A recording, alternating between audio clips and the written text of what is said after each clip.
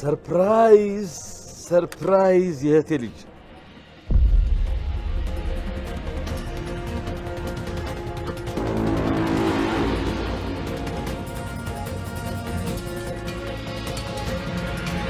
ያለሁኝ ሰሞኑን ስለሚወጣ እሱ ያስጨርሰዋል። ምን ሆነሽ ነው ልጄ? እና ቆይ በኃይሉ በቅርቡ ይፈታል? ሁሉንም ነገር ነገርሽው እንዴ? እኔንም ልጅሽ አድርገሽ ፋይል ውስጥ ልታስገብኝ እንደሆነ? አዎ ምን ችግር አለው? አጎትሽ እኮ ብሌኔ ሳካልሽ ፋይሉን አገኘሽው?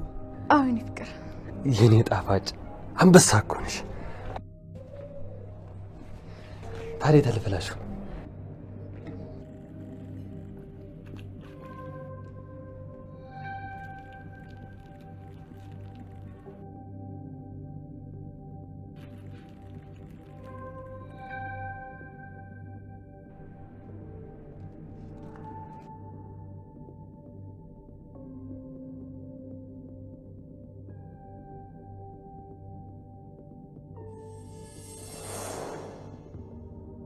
የቀበሌ ነገር እኮ በጣም አስቸጋሪ ነው።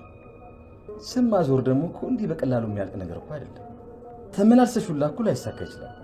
ኧረ እባክህ ሙሽ ስልሽ በቅርቡ ደግሞ መውጣት አይቀርም። ስለዚህ እንጨርሰዋለን። አታስብ።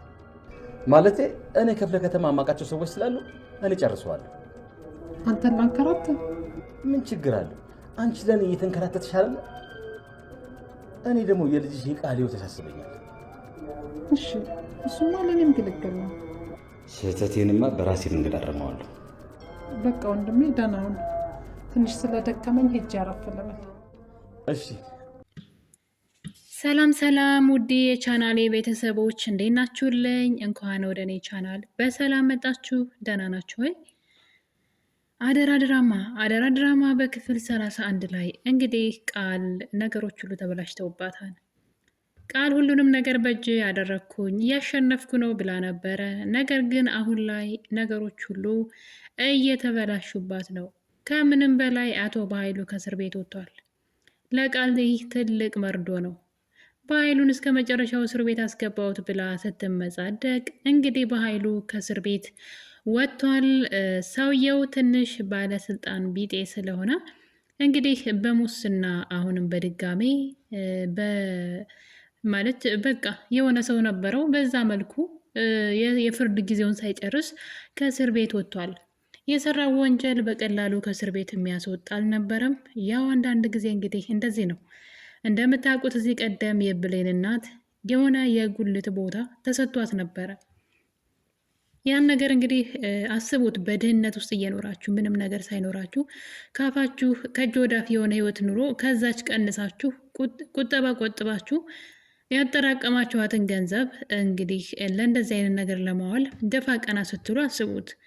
ከዛ እንደዚህ አይነት እንደ በኃይሉ አይነት ሰዎች ደግሞ ስልጣናቸውን ተጠቅመው ያን ነገር አይታችኋል። እንግዲህ ወይዘሮ ገነትን ወረቀት ቅድድድ አድርጎ ሲጥልባት ገንዘቧን ተውት፣ ቆጥባ የተሰቃየችውን ገንዘብ ተውትና ከአንዱ ቢሮ ወደ አንዱ ቢሮ ፈርሙልኝ እያለች ስትንከራተት የስንት ሰው ፊት እየገረፋት እየተፈረመላትን ወረቀት ነው እንግዲህ አንተ ብቻ የምትፈርምበት ቦታ ነው የቀረው እንጂ ሁሉም ሰው ፈረመውልኛል እባክህን ያለችው።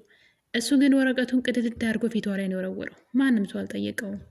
ያ ማለት በኃይሉ እንግዲህ በገንዘቡ በስልጣኑ ምንም ነገር ማድረግ እንደሚችል ነው የሚያሳየው። እናም እንግዲህ አቶ በኃይሉ እስር ቤት በቃል ምክንያት ገብቷል። ቃል መቼም ተመልሶ አይመጣም፣ ምንም አያደርገኝም ብላ ነበረ አቶ በኃይሉን ወደ እስር ቤት ያስገባችው። ነገር ግን ነገሩ እንዳሰበችው እየሆነ አይደለም። እንግዲህ የገዛ ጓደኛዋን ሄለንንም ሳይቀር ሳሚን እንዲያስወግድላት ነግረው ነበረ። ልጅቷ ተመልሳ ወደዚህ ቤት እንዳትመጣ ሚስጥራችንን አውቃለች በማለት ሳሚን እንግዲህ ስታታልለው እያየን ነበረ። ሳሚ ግን ከቅርብ ጊዜ ወዲህ ቃልን ማመን ትቷል። ቃል ምን እያደረገች ነው? እኔንስ የበኃይሉን አይነት እጣ ፈንታ ብትሰጠኝ ሚስጥሬ እኮ እጇ ላይ ነው ብሎ ነበርና በመጨረሻም እንግዲህ አንድ እድል አለው። እሱም ዳግም ነው። ዳግምን ተጠቅሞ ፍላሹን መውሰድ። እናም እንግዲህ ዳግም ለዚህ ፍላሽ ሲል ዋጋ ከፍሏል። ማለት አስቡት እንግዲህ ቃል ስመዋለች። በነገራችን ላይ ዳግምን በጣም ነው የሚደብረው። ግን በቃ አንዳንዴ ዋጋ ትከፍላላችሁ፣ ህይወት ዋጋ ታስከፍላችኋለች። እና እንግዲህ ቃል ዳግም ማለት ነው የማይፈልገውን ነገር አድርጎ ፍላሹን ያገኙት ይመስለኛል። ያ ፍላሽ እንግዲህ ቃል የምትመጻደቅበት ነው። ሁሉንም ሰው የምታስፈራራበት ወይም ደግሞ የእሱ አለቃ የሆኑ ሰዎችን የምታስፈራራበት፣ አቶ በኃይሉን እንኳን ሳይቀር በዛ ፍላሽ ማስፈራራት ትችላለች። እናም በመጨረሻም እንግዲህ ፋይሉን በእጇ ካስገባች በኋላ ቀን ጠብቃ በኃይሉን ወደ እስር ቤት አስገብታ በድጋሚ እንግዲህ ከበኃይሉ የተረፉ ስራዎችን ሳሚ እንዲሰራላት ስታደርግ ያየን ነበረ። እና የገዛ ጓደኛዋን እንግዲህ እንዲያስወግዳት ለሳሚ ከነገረችው በኋላ ሳሚ ግን ይህን ነገር ማድረግ አልፈለገም። ሆን ብላ ወንጀል ልታሰራ ይፈልጋ ነው የሚሆነው። ስለዚህ ስለ እሷ ማወቅ አለብኝ ብሎ ጓደኛዋን እንግዲህ መንገድ ላይ እንደምታዩት አግኝቷት ነበረ።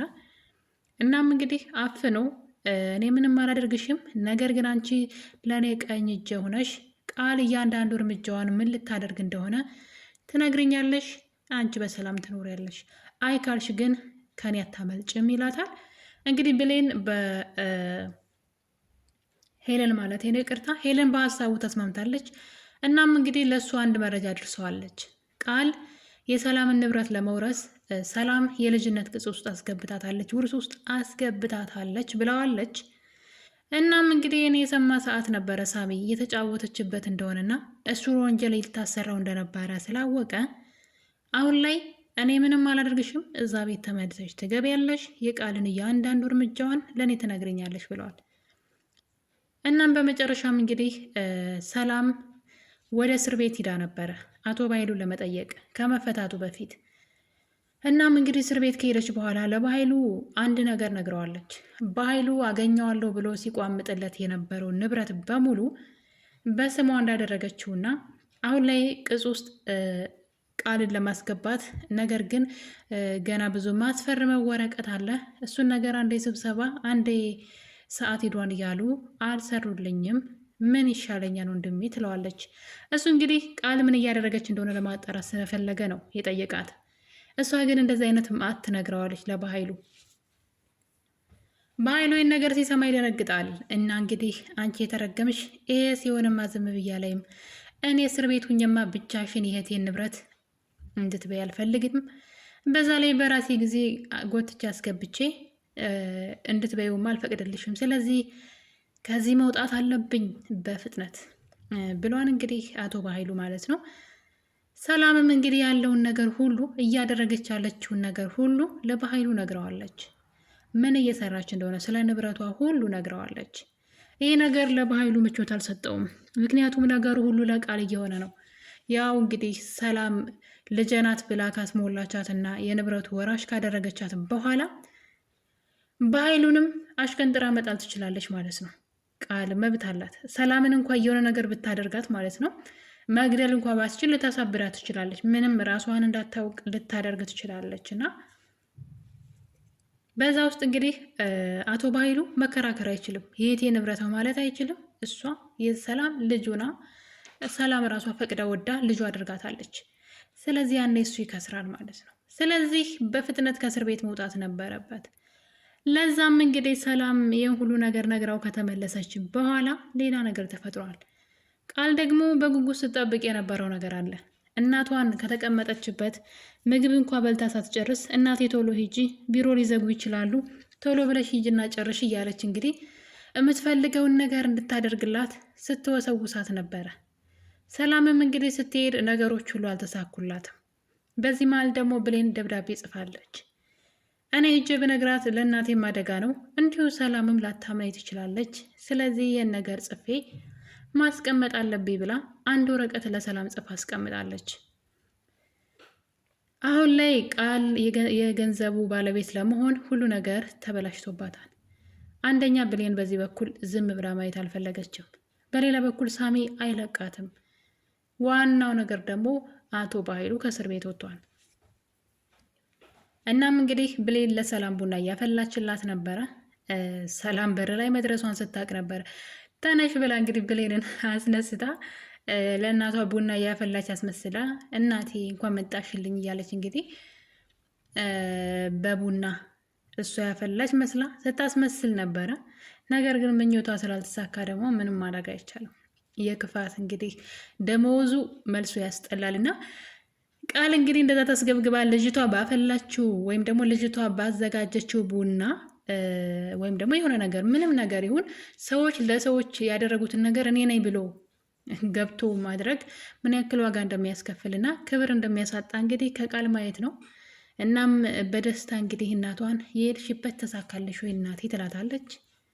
ነገር ግን ሰላም ነገሩ እንዳልተሳካ አንዴ ስብሰባ አንዴ ምሳ ሰዓት ደርሷን ሰዓት ሂዷን እያሉ አልሰሩልኝም። በጣም ከባድ ነው የአንቺ ኬዝ። ስለዚህ አጎትሽ ከእስር ቤት ሲወጣ እራሱ በኃይሉ ያሰራልሻን አለቻት። ይሄ ነገር ለቃል አልተመቻትም። በጣም ነው የደነገጠችው። በኃይሉ ሊፈታ ነው ብላ እንደገና መደንቀጥ ትጀምራለች። ለምንድን ነው የበኃይሉ ስም ሲጠራ እንደዚህ የምደነግጭው? ለምንድን ነው እንዲፈታ የማትፈልግ ብትላትም ቃል ግን አሁንም መፍራቷን አልተወችም። የአቶ በኃይሉን ስም ስትጠራ እንግዲህ እየፈራች ትገኛለች። ሰላምም እየተጠራጠረቻት ይመስለኛል። በመጨረሻም እንግዲህ አቶ በኃይሉ እኔ ከእስር ቤት ስወጣ ይህን ነገርን ያስተካክልልሻለሁ እቴ አትቸገሪ ብሏት ነበረ። ለዛም ሰላም አሁን ላይ ወረቀቱን ማሰራት ትታ በኃይሉን እየጠበቀች ነው። ያ ማለት እንግዲህ ቃል ባዶ እጇን ቀረች ማለት ነው። እናም ብሌን ደግሞ ይህንን የሳሚን ፍላሽ ማለት ነው ያው ጉዱ የአቶ በኃይሉም ጭምር ነው። ነገር ግን እዛ ላይ የሳሚ የሰራቸው ስራዎች ወንጀል ተቀምጧል። እናም ይህን ነገር እንግዲህ እናትህን እገላታለሁ እኔ እናትህን እንዳገናኘው አንተ ደግሞ ከቃል ላይ ያንን ፍላሽ ሰርቀህ አምጣ ብሎት ነበረ። እናም እንግዲህ ዋጋ ከፍለዋል ለዚህ ነገር።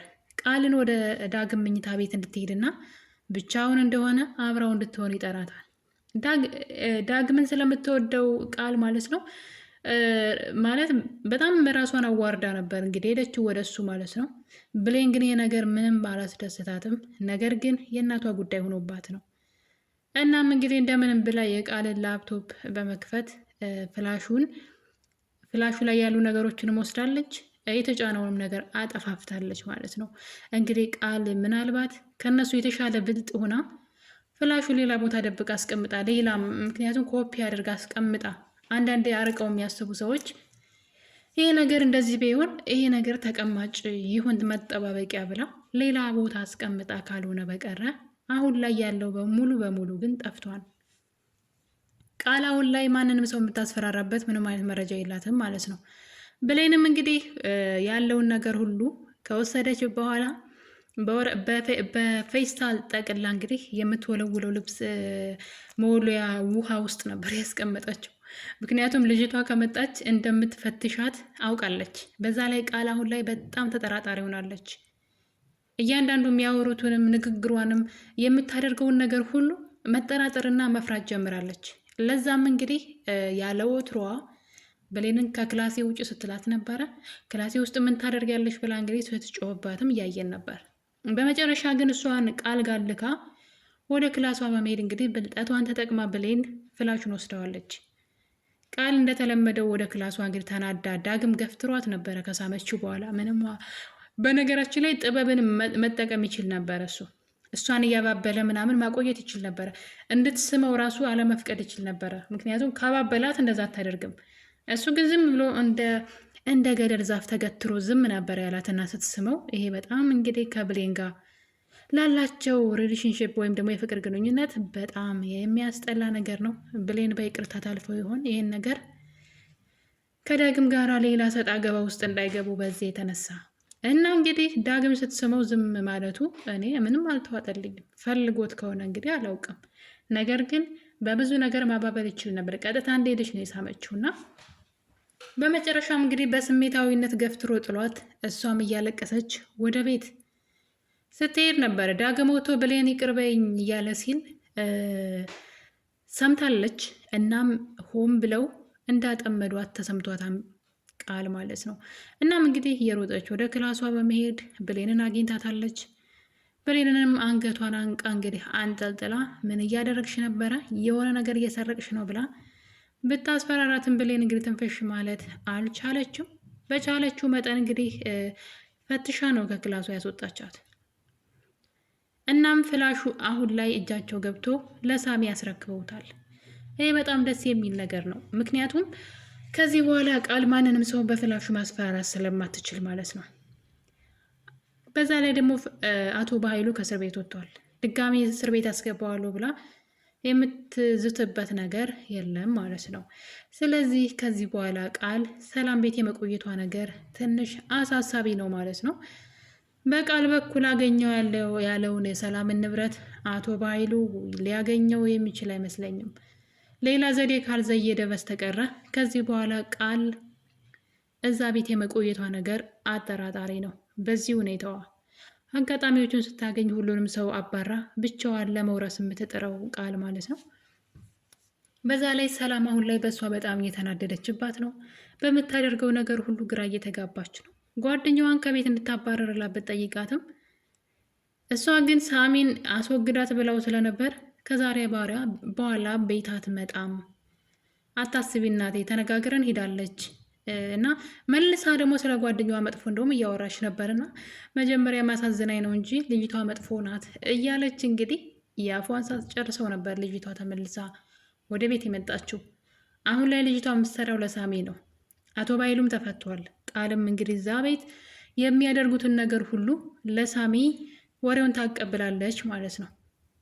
በእርግጥ ሳሚ ቤተሰቦቹን ቢያገኝ በጣም አሪፍ ነው። አቶ በኃይሉን ከዳግም ጋር ሆነው ቢበቀሉት ብዬ አስባለሁ። ሌላው ደግሞ ብሌን ነች።